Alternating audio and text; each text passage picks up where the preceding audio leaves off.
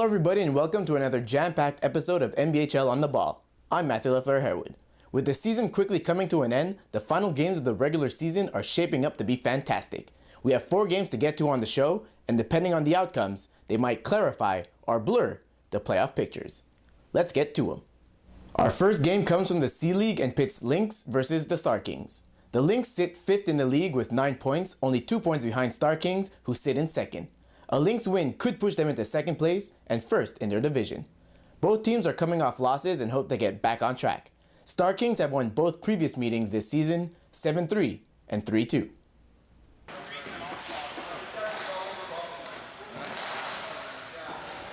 We start this game with the Lynx in the attacking zone. Julio Correa gets the ball in the corner and takes a no-angle shot. A scramble ensues and Tony Van Afro hits the rebound past Stéphane Leon. Lynx up 1-0. Looking to tie this game up quick, Fred Zuga gets stoned by Greg Kelly's right pad on this one-timer from the slot. A reactionary save, no doubt. With 10 minutes remaining in the first, Troy Ryan finds Correa with a lob from deep in his zone. The talented forward makes no mistake, going roof daddy on Leon. The lead is now 2. Starkings looking to get back into this game moments later. Alex Dorion's slapshot is stopped. Dan Hill grabs the rebound, but his backhand hits the crossbar and stays out. Talk about saved by the bar. Now with the Starkings on the power play, this time it's Dorion who sees his shot hit the post to the right of the Lynx goalie. They just can't seem to buy a goal in this first period. With just over 1 minute gone in the second, Correa drops the ball for Johnny Lulich. Leon stops the initial shot but loses the ball, and Correa picks up the rebound for the easy tap-in. It's now 3-0 Lynx. Moments later, Mike Rousseau breaks in alone but can't beat Kelly, who closes the 5-hole.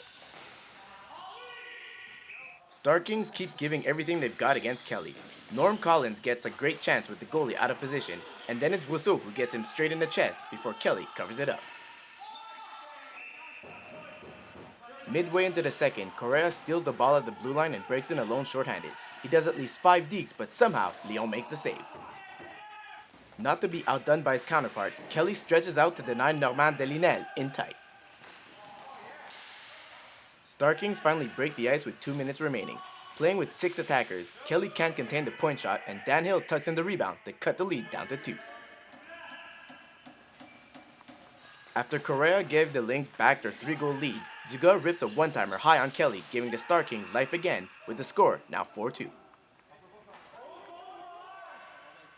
30 seconds after that, Delinel holds up at the blue line, finds Matt Wolf behind both defensemen, who beats Kelly down low, making it a 1-goal game. Unfortunately, that's as close as they would get, and the Lynx take it 4-3. Correa had a big night for the Lynx, racking up 4 points, which included a hat-trick. Both teams now have identical records with 3 games remaining. Kelly did well in nets for the Lynx, stopping 31 of 34 shots, while Leon didn't fare as well, letting 4 goals on only 12 shots. Our next game features 2 teams from the E-League, Easton Fections and Trailer Park Boys. Both teams sit respectively 2nd and 3rd in the league, with Easton Fections enjoying a 3-point cushion. Trailer Park Boys will be looking to make it 3 straight wins against their league rivals. Easton Fections will be playing without their leading scorer, Remo Taraski, who's out with an upper body injury.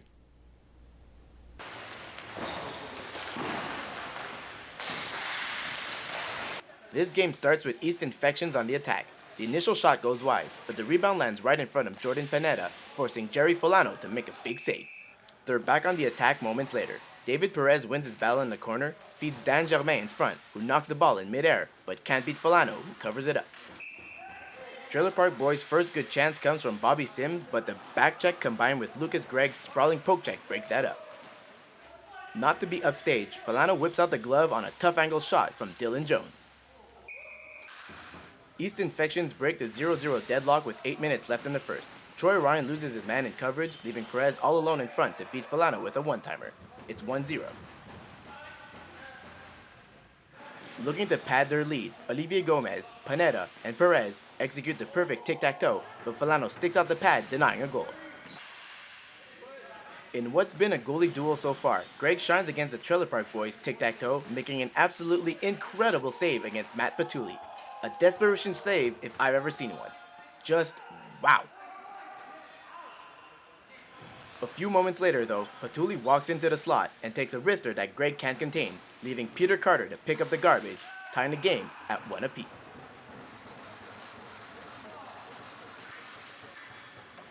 Now in the second period, the goalie duel continues. Breaking in on a partial 2-0, Greg manages to stretch out once again to poke Andy Bolak, forcing him to lose control. With just under 4 minutes gone in the second, Trailer Park Boys take their first lead. Mike Brisson's point shot hits Sims in front as the ball redirects high and in the back of the net. 2-1 Trailer Park Boys. Looking for the equalizer, Germain gets a good chance up close but can't get enough wood on the ball. Patuli finally breaks Greg's wall by doing it all himself. Coming in full speed, he cuts around one defender and goes high glove side on a tough angle. Probably a shot Greg would like to see again. Easton Fections keep getting good chances in front of Folano, but the goalie doesn't want to give in. Just ask Panetta on this shot. Easton Fections then have two guys in the box and the Trailer Park Boys take full advantage. Chris Gagnon finishes the beautiful passing play from Carter and Patuli. The score is now 4-1. Sims gets a breakaway late in the game with Easton Fections in full attack mode, but Greg outweights him, keeping the final score 4-1. Peter Carter and Matt Patuli each finished the game with 1 goal and 2 assists. With the win, the Trailer Park Boys only trail by 1 point with 3 games left to play. Missing their top 2 scorers, Easton Fections just didn't have the offensive punch they needed. Easton Fections have now dropped 3 of their last 5 games. Our third game of the night is a battle from the Q League where Huge Washups face off with Banana Hammocks. Huge Washups hold the last playoff spot with a 3-5-2 record, good for 8 points, while Banana Hammocks are in 6th with 9 points. A Huge Washup win would leapfrog them over Banana Hammocks into 6th place. This will be the only meeting between the two teams this season.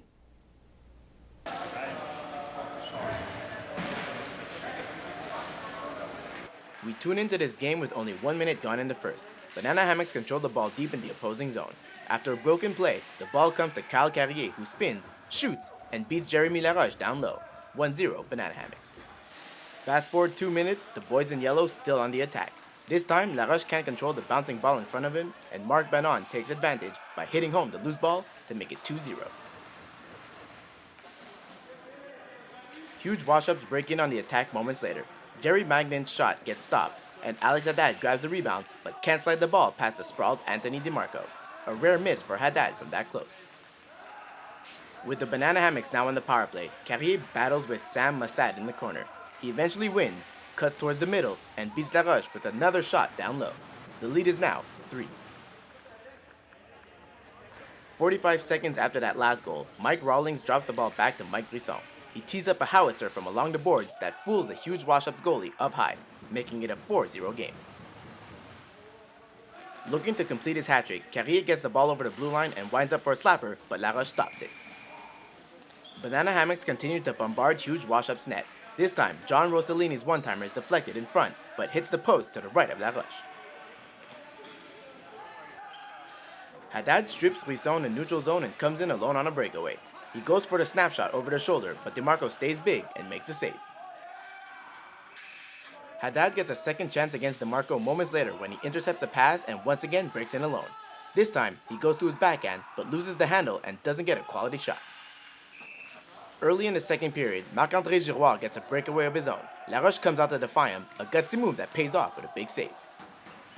Huge Washups get into penalty trouble and are forced to defend on a 4-on-3. The ball trickles out into the slot where Mike Castleman unleashes an absolute laser, beating both the diving defenseman and the goalie up high. It's now 5-0.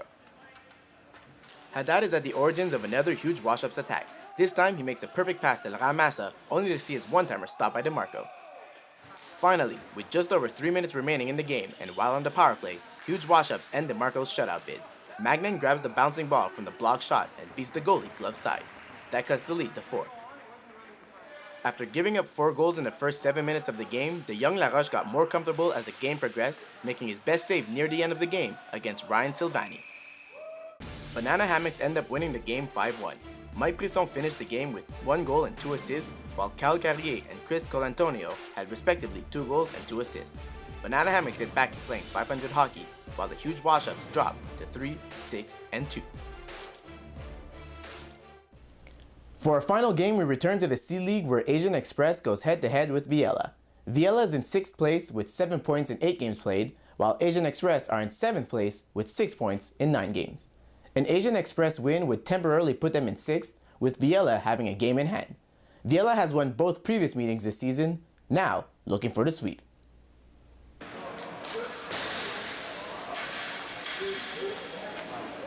For this last game, we joined the action with just 45 seconds gone on the clock. Hani Aoud finds Azum Chaudhry trailing behind the defenders. The talented forward breaks in alone and beats Jamie Katz with a nifty move to his backhand. Just like that, it's 1-0. Back in Asian Express zone, Steven Taylor wins his battle in the corner, forcing the goalie Shiraz Yunus to make a save against Ryan Knopp before Mike Knopp's shot is blocked. Christian Moraz stops a soft clear around the boards and then finds Ozer Wahid in the slot, but the number 22 can't beat Katz. Around the midway mark of the first, Ryan Knopp battles hard behind the Asian Express net. Dan Staden is left unmarked in the slot, which spells trouble. He gets the ball and one-times it high past Yunus to tie the game up at 1. Moments later, Asian Express attacks on a 4-on-2. Talha Awan's first shot goes high and wide on Katz. He gets a second chance alone in the slot, but this time his shot hits the crossbar and goes out of play. A few inches lower, and it was a 2-1 Asian Express game. On the very next play, Sofian Mian turns the ball over deep in his zone. Adam Gaymet gets stopped, but Jason Reddy is there to pick up the rebound in close, and it's now 2-1 Viyella. Oh, how the tables can turn. Viyella would add to their lead before the end of the first. Ryan Knopp is very patient at the blue line, waiting for his forwards to get in position. His shot is saved, but the rebound goes straight to Daryl Layton, who beats the netminder with a floater blocker side. Now in the second period, Chaudhry finds Rehan Sawar in the middle of the zone. He tees up a monster blast that Katz can't handle, but luckily Aoud then shoots the rebound wide. Still in the zone, Katz makes a hell of a save when Aoud tips a point shot inches from the netminder. A quick reactionary save that deserves a slow-mo replay. On the power play, Gab Dufresne simply dumps the ball in deep behind the defensive line. Yunus lazily plays the ball, which bounces straight to Reddy, who scores his second goal of the night. A bad play at a bad time. Asian Express cuts the lead down to 2 with just over 4 minutes left to play on a beautiful passing play that ends with Wahid shooting the rebound low from a tough angle. That's as close as they would get, and Viyella would take it 5-2. Jason Reddy scored the empty net goal to complete his hat-trick. Ryan Knopp had 2 assists, while Azum Chaudhry and Ilya Rashid each had 2 points for Asian Express. With the win, Viyella now have a 4-4-1 record, while Asian Express dropped to 2-6-2 on the season. And now, for the highlight of the night. For that, we go back to our second game. Trailer Park Boys' Matt Patulli thinks he has an open net following a tic-tac-toe, but Lucas Gregg dives across his crease and makes an incredible, almost impossible save, earning him a round of applause and the highlight of the night.